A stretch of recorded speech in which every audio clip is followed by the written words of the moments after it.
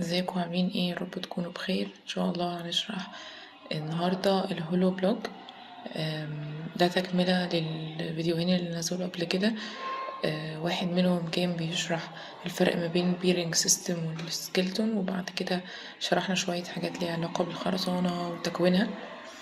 والفيديو اللي بعد كده كان فرق ما بين الفلات سلاب والكولوم بيم ستراكشر سيستم. النهارده ان شاء الله هنشرح الهولو بوكس او الهولو بلوك سلاب وطريقة رسمه وطريقة الشغل فيه برضو في الموقع، وازاي بنقدر نخلي السلابة تبقى السكنس بتاعها رفيع بس مع استخدام بعض الكاميرات والاشكال في التشكيل في الخرسانة في السقف بيقدر يخلي لي الاسبان اكبر بكتير من ان هي تكون حاجة فلات.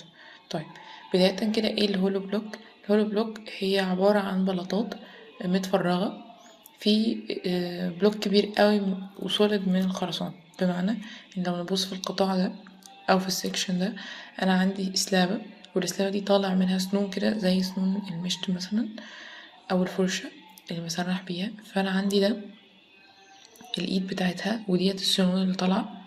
الفراغات بقى الاكس دي انديكيشن لفويد او فراغ، وده بيبقى ناتج عن طريق الهولو بلوك اللي بحطه وقت الصبة، وبعد ما بخلص بفك شد الخشب من تحت وانزله وكسره. طيب، بالراحة كده عشان نفهم الدنيا ماشية ازاي. اول حاجة لو نبص على الصورة اللي تحت، الصورة اللي تحت ده بيبقى حديد التسليح اللي زي ما اتكلمنا عنه في الفيديو الاولاني، اللي بيخلي لي الخرسانة اقوى. بحط عليه بقى البوكس ده او الهولو بلوك ده، وبعد كده بصب الخرسانة اللي زي ما قلنا برضو ان هي عبارة عن زي قالب الكيك كده. الخليط بتاع الكيك هو ده الخليط بتاع الخرسانة اللي بيتصب وبيتساب ينشف او بندخله الفرن عشان يطيب هنا عشان تنشف وتبقى حاجة ماسكة نفسها. فانا بيكون عندي البوكسز دي هي اوريدي مقاسها ستاندر هنتكلم عنه دلوقتي. بعد كده بحطها على مسافات متباعدة عشان يكون لي المقاس بتاع السن ده اللي هو الكاميرا دي. بتكون مسافات متباعدة ومتساوية يكون لي السنون دي بعد ما بكون شلت البلوك ده من تحت. طيب، ايه فايدة ده؟ فايدة ده ان انا بستخدم خرسانة في السقف قليلة، بستخدم خرسانة في الكاميرات اكيد احسن بكتير من ان انا استخدم كل ده سوليد. والسوليد هيبقى وزن كبير قوي، مش هيديني نفس الكفاءة اللي بيعملها التكوين ده. فكرة ان وجود جزء فويد كبير كده بيكون لي، وفي ما بين كل جزء فويد والجزء التاني دعامة ما تسمى بالكاميرا الناتجة عن المسافة اللي أنا بكون سبتها هنا دي، بيوفر لي أكيد طبعا بإن أنا أستخدم structure system أكبر شوية من ده. طيب، خلينا نخش في تفاصيله. هو عبارة عن إيه؟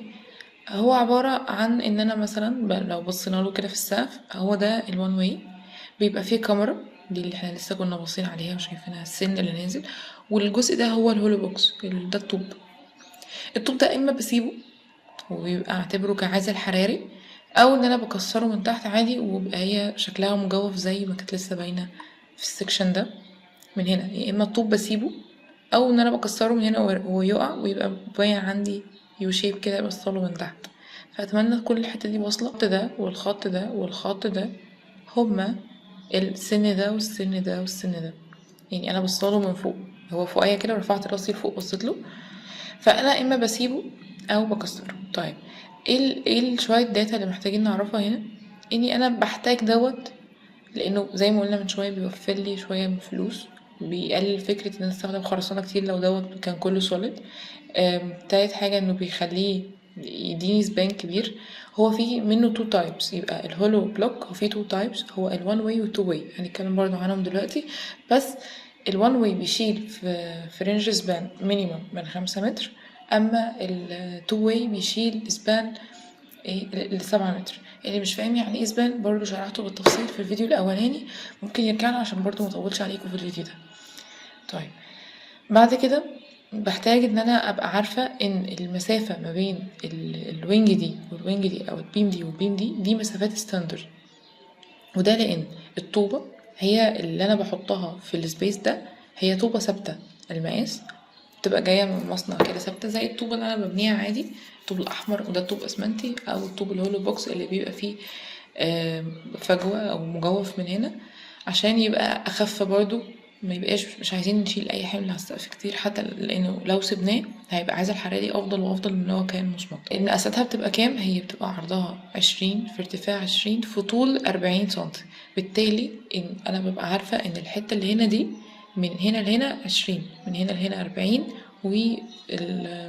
والعمق بتاعها برضو 20. فاتمنى نكون فاهمين المسافه ديت هي ليه متاثر عندي، لان ده الحاجه اللي انا بحطها وبصب عليها الخرسانه، فهو بياخد التجويف على حسب المقاس ده. بتبقى تاني كده هي ستاندر هولو بوكس، سايز بتاعها 40 في 20 في 20 سنتيمتر. من شويه ذكرت الوان واي والتو واي في الديزاين بتاع الهولو بوكس، ولما جينا بصينا في الصوره اللي كانت رياليستيك من شويه قلت لكم بصوا لفوق، فهي كانت عصايه او بيم طويله واصله، مفيش اي تقاطعات مع اي حاجه، غير ان في بقيه ان انا نسباني 5 متر، اللي هو المسافه من العمود للتاني 5 متر. ساعتها خلاص بروح على طول عامله الوان واي. لقيته اكبر من كده بروح استخدم التو واي. خلينا نكمل الوان واي الاول قبل ما نخش على التو واي. الوان واي انا بروح اشوف مثلا ده ريكتانجل، ده السقف بتاعي، فانا بشوف الضلع الصغير والضلع الكبير فين، فهو ده الضلع الصغير ده الضلع الكبير، بروح اشوف الضلع الكبير فين والضلع الصغير، فده الضلع الكبير وده الضلع الصغير. بعد كده ببدأ اشوف الضلع الكبير كام، الضلع الكبير لقيته 5 واصغر، يبقى هنا ده هستخدم هولو بوكس وان واي. طيب بعد كده عايزه اشتغل الهولو بوكس، بشتغل الوان واي، بشتغل اتجاه افقي كده ولا رأسي على حسب الضلع الكبير فين. يعني انا بشتغل البيمز عمودية على الضلع الكبير، فده الضلع الكبير، يبقى المسار بتاع الوان واي هيمشي عمودي عليه، بما معنى موازي للضلع الصغير، يبقى بنمشي الهولو بوكس الوان واي في اتجاه موازي للضلع الصغير او عمودي على الضلع الكبير. طيب ده بالنسبة للحاجات اللي انا عايزاكم تعرفوها دلوقتي عن الهولو بوكس الوان واي. اما الهولو بوكس التو واي بقى عندي بيمز ماشيه في الافقي والرأسي، مبقاش عندي اتجاه واحد بس بنمشي فيه زي هنا، فهنا بمشي في افقي ورأسي vertical و horizontal. اما الوان واي كان vertical او horizontal، واحد او واحد بس على حسب اتجاه الضلع الصغير فين. طيب امتى بلجأ للتو واي؟ بلجأ للتو واي لو لقيت السبان ما بين العمود والتاني 7 متر وما فوق. طيب بيكون عندي تو واي ماشي في الاتجاه ده، والمسافة ما بين البيماية والتانية قد ايه؟ هنا المسافة ما بين البيم والتانية كانت 40 سنتي، اللي هي العرض بتاع الطول بتاع الطوبة، اللي هو الطول الكبير ده اللي هو 40 اهي. هي مسافة ما بين التانية والواحدة والتانية هي المسافة الطويلة اللي في الطوبة. طيب هنا المسافة ما بين البيماية والبيماية اللي بعديها قد ايه؟ نفس الكلام على فكرة، اللي هي عرض الطوبة الكاملة. طيب ليه بتلف الطوب؟ بيلف الطوب عشان يبقى ماسك نفسه اكتر، فبيبقى هنا اكنك ماشي افقي رأسي، ده في رصة الطوب ذات نفسها. هنا بيبقى ماشي ازاي؟ افقي رأسي افقي رأسي. طيب ده الطوب ذات نفسه بيبقى ماشي كده، يعني هنا اتنين مش واقفين اتنين نايمين، طوبتين نايمين، طوبتين واقفين، وهكذا. اتمنى تكون البوينت ديت واصله، لان احنا محتاجين نرسم التفاصيل دي، انه المسافه ما بين البيمايه والتانية ايا كان بقى بتقيس من افقي او رأسي، فلازم يبقى 40 سنتي 40 سنتي المسافة ما بين كل جريد والتانية بالآخر. طيب الطوب بقى ذات نفسه وانا برسمه، ما لازم ارسمه، ما احنا مش شغالين في اللوحة بنرسمه. طيب ليه برسم واحدة واحدة رأسي واحدة أفقي واحدة ده؟ عشان الطوب يبقى ماسك بعضه أكتر، بس في الآخر المسافة هي من هنا لهنا 40 والمسافة من هنا لهنا 40 أيا كان الأورينتيشن بتاع الطوب عامل ازاي. طيب أتمنى كل الحاجات دي مفهومة، هي لذيذة، محتاجة بس نبقى فاهمين اللي أنا بقوله والمقاسات اللي أنا بقولها. طبعا المقاسات دي لسه بالراحة، عايزين نخش بقى في ديتيل أكتر، فخلينا نبص تاني كده على الوان واي. هما ماشيين شايفين الفراغ اهو، وهو بيرص الطوب في الموقع، بيرصها على انه يكون السبيس ما بين البلوكاية والبلوكاية اللي جنبها في اتجاه واحد وسبيس قد بعضه. اما في التو واي فهو بيرصهم في مسافة في الافقي ومسافة في الرأسي، وطبعا المقاسات قد بعض. طيب ازاي شكلها بقى بيبقى باين؟ انا عندي مثلا دي سي الشدة الخشب اللي ببدأ ارص فوقيها الهولو بوكس، وابدأ احط التسليح، وبعد كده بصب الخرسانة، فبيكون عندي كذا باكية من الهولو بوكس، ده في حالة انه لو السقف بتاعي كان كبير. طبعا ده وان واي. طيب ليه ما عملتش هنا تو واي؟ لان انا مقسمهم باكيات. يعني انا عندي ايه؟ يعني ايه باكيات؟ يعني عندي جزء فيه ما بين كل 4 اعمده، دي اسمها باكيه. فدي باكيه ودي باكيه ودي باكيه. فانا لقيت ان الباكيات لو انا اشتغلتها الوان واي وقسمتهم ده هيبقى احسن واوفر. ففي الاول وفي الاخر انا بعمل الاحسن والاوفر في نفس الوقت دايما لما بنيجي نختار structure system. يعني مثلا انا ليه ما مريحش دماغي وهولو بوكس ايه يا عم؟ استخدم كله فريمات وخلص نفسي. حتى لو مش فريمات حديد ستيل ممكن استخدم فريمات ار سي وتبقى برضو هتشيل في اي حاجه. بس لا، ما هو في حاجه اسمها ان انا الكوست بتاع التكلفه. طيب هنا بقى بنتكلم شويه عن الوان واي، ان هو ممكن اقسم السقف بتاعي لتو وان واي زي ما موجود مثلا في الصورة كده الحقيقية، اللي هو بيبقى فيه بيم في النص بتفصلهم وأقسمهم ل 2 one way أو 3 one way وهكذا عشان أعمل صالة كبيرة. وده بيبقى شكله بقى في الحقيقة هي الشدة الخشب، هي الخشب موجود وبعد كده حديد التسليح موجود، وما بين حديد التسليح والتاني اللي مقسمهم هي الهولو بوكس الطوب ده طبعا عايزاكم تجاوبوني ده one way ولا 2 way؟ ده one way، موجود هنا one way وموجود هنا one way، فهما دول 2 وان واي متقسمين ببيم طويلة في النص، مقسومين ببيم طويلة في النص. طيب عرفت منين دول وان واي؟ ان هنا المسافة ما بين الطوب والطوب موجودة فراغ ما بينهم في اتجاه واحد بس، يعني هنا الطوب مفيش تقسيمات ما بينهم، فبالتالي ده وان واي. طيب دي لسه متكلمين عنها من شوية، اللي هو فكرة شوفنا زيها بالظبط وهي ما كانت تو واي. يعني هنا دي بقى تو واي لما كانت من شوية وان واي، دي دلوقتي تو واي. فهنا عندنا البيم اهي والبيم اهي والبيم التانية اهي واهي واهي. طيب ايه بقى اللي محتاجين نعرفه عن الستراكشر ده؟ محتاجين نعرف شكله في البلان بتفاصيله مرسومه ازاي. اول حاجه زي ما لسه قايلين ان المسافه ما بين البيم دي والبيم دي 40 سنتي، دول عرفناهم بسبب الطوب. طيب البيم بقى ذات نفسها قد ايه؟ البيم دي هي اسمها ريب بيم، والريب انديكيشن لللاين طويل يعني او الريب، فهي بتبقى من 10 ل 15 سنتي. يبقى تاني المقاسات عشان نبقى مجمعين. اول حاجه ده الوان واي اللي بيبقى اسبانه الكبير عشان اشتغله بيبقى 5 متر. بشتغل في اتجاه الاسبان الصغير الموازي لاتجاه الاسبان الصغير، بيكون المسافة ما بين الرب والتانية أو البيم والتانية بيبقى 40 سنتي. طيب الرب بقى ذات نفسها بتبقى من 10 ل15 سنتي. طيب الهولو بوكس كان مقاسه 40 في 20 في 20 اللي هي البوكس الستاندر. طيب البيم بقى اللي بتبقى بره دي اللي هي الأخضراية اللي بره دي انا بشوفها ان هي بتبقى بنسبة كبيرة بديفايد، يعني بتقسم عدد طوب في النص، يديك سماحية ان انت تقسم بيمين وشمال ببيمز قد بعض. من الاخر هي بيبقى رنجها من 60 ل70 سنتي، بس الرقم ده زي ما قلت لكم ان ده لازم يبقى قد ده. فانت في الاخر بترص الطوب في النص وتبدأ تشتغل يمين قد شمال وتقسم السقف بتاعك. ده طبعا نفس الكلام هنا بالظبط. انا ببقى مقسم جريد رأسي وجريد افقي على بعد 40 وفي النص من 15 من 10 ل 15 سنتي. وبعد كده ببدأ ان انا احط الطوب بتاعي في النص ارسمه وارسم البيمز داير ما يدور اللي هي اللي لونها اخضر دي، بيمز كبيرة يعني.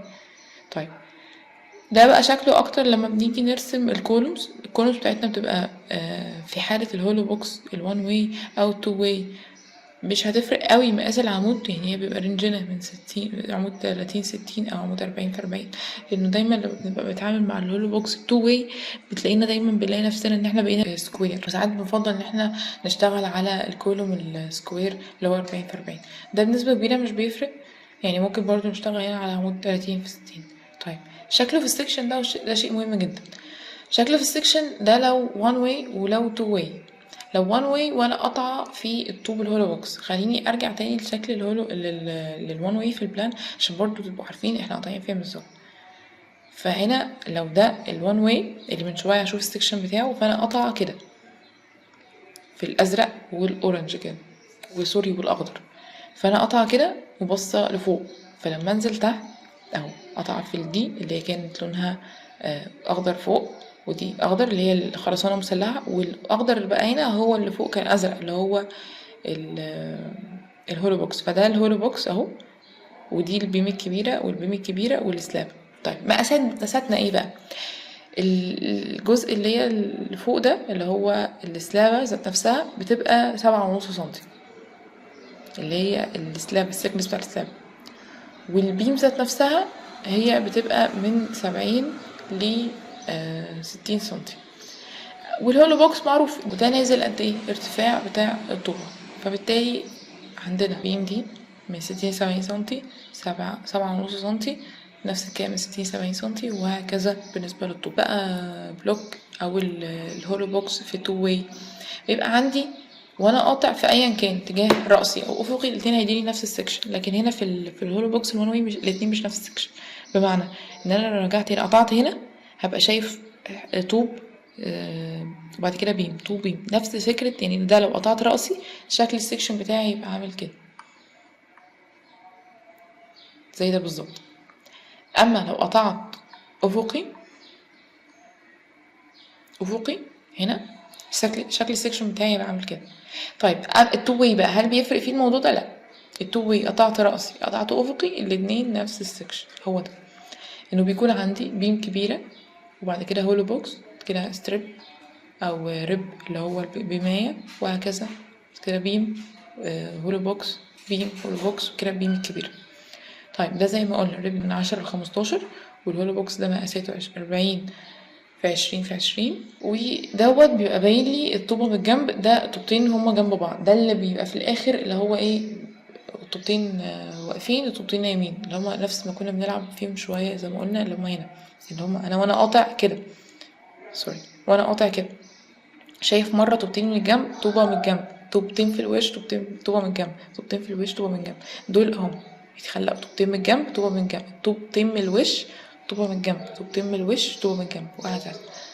طيب كده المفترض ان الهولو بوكس اتشرح كستراكشر تفاصيله اسباناته بنرسمه ازاي، وممكن الطرق اللي نرسمه بيها وازاي نقرر، ودي اهم حاجة احنا هنشتغل وان واي ولا تو واي. اتمنى تكونوا استفدتوا واتمنى الفيديو كان يبقى مفيد. تحاولوا نطبق ده عن طريق ان احنا نرسم اي بعد بلان سكوير كده او ريكتانجل ونبدأ نشتغل عليه ونقرر بقى هل هنشتغل وان واي ولا تو واي. وابعتولي في الكومنتس بقى صورة كده للسبان ده او مثلا سؤال وقف معاكم في اي حاجة انا ان شاء الله هجاوب. وعايزة اخر حاجة عايزة اسألها لكم، هل فعلا حاسين نفسكم بتستفادوا بالطريقة ديت واحنا بنشرح من باوربوينت ولا لا؟ ولو كان الفيديو مفيد متنسوش تكتبولي في الكومنتس، ولو حابين تسألوا عن اي ستراكشر تاني حابين اشرحه لكم برضو مستنية الكومنتس، واشوفكم على خير ان شاء الله. مع السلامة.